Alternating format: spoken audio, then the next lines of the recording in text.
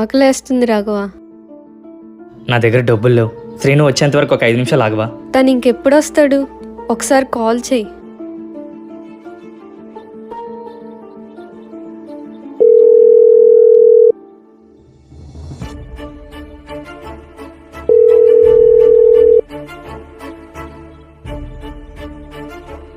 The number you're calling is currently switched off. Phone switch off అని వస్తుంది. ఆగు, మళ్ళీ కాల్ చేస్తాను.